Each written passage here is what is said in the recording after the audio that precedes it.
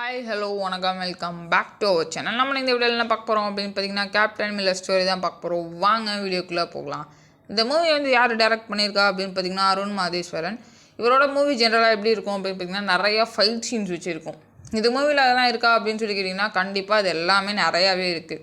இந்த மூவியில் வந்து இது ரொம்ப பெஸ்ட்டாக கொடுத்துருக்காங்க அப்படின்னு பார்த்தீங்கன்னா பேக்ரவுண்ட் மியூசிக்.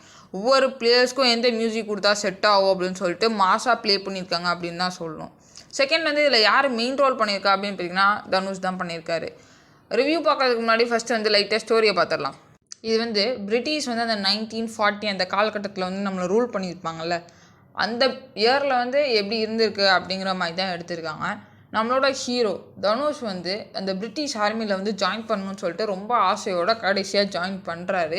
அவர் எதுக்காக அங்கே ஜாயின் பண்ணணும் அப்படின்னு சொல்லி ஆசைப்படுறாரு அப்படின்னு பார்த்தீங்கன்னா, அவங்க ரூல் பண்ணிகிட்டு இருக்கும்போது ஒருத்தனுக்கு ரெஸ்பெக்ட் கிடைக்கணும்னா அவன் ஆர்மி பர்சனாக இருந்தால் மட்டும்தான் கிடைக்குங்கிற நம்பிக்கையில் அங்கே போய் ஜாயின் பண்ணுறாரு. அங்கே போய் ஜாயின் பண்ணதுக்கு அப்புறம் தான் தெரிய வருது நம்மளுக்கு எதுக்கு இந்த ட்ரைனிங்லாம் கொடுக்குறாங்க அப்படின்னு பார்த்திங்கன்னா, நம்ம ஊரில் உள்ள மக்களை அடிக்கிறதுக்காகவும் நம்ம ஊரில் உள்ள நல்ல நல்ல பொருட்களை வந்து கொள்ளையடிச்சு அவங்க நாட்டுக்கு கொண்டு போகிறதுக்கு ஹெல்ப் பண்ணுறதுக்காகவும் தான் நம்மளுக்கு இந்த ட்ரைனிங்லாம் கொடுக்குறாங்க அப்படிங்கிறது வந்து அவருக்கு தெரிய வருது.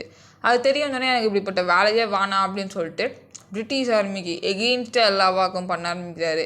அவங்க வந்து இப்படிலாம் பண்ணும்போது அதை வந்து எப்படிலாம் தடுக்கலாம் அவரால் முடிஞ்சது அதெல்லாம் பண்ணிகிட்ருக்காரு. இப்படி இருந்துக்கிட்டே இருக்கும்போது ஒரு நாள் அந்த கிராமத்து மக்கள் வந்து 6000 வருஷத்துக்கும் மேலே பழமையான ஒரு சிலையை வந்து பாதுகாத்துட்டு வருவாங்க. அந்த பிரிட்டிஷ் அவங்களுக்கு ஆஃபீஸர்ஸ்க்கெலாம் தெரியாமல் அதை எப்படியோ அவங்க கண்டுபிடிச்சி அந்த சிலையை வந்து அவங்க நாட்டுக்கு வந்து கடத்தி கொண்டு போயிடுவாங்க. உடனே அப்போல்லாம் வந்து ராஜாக்கள் தானே ஆண்டுகிட்டு இருப்பாங்க.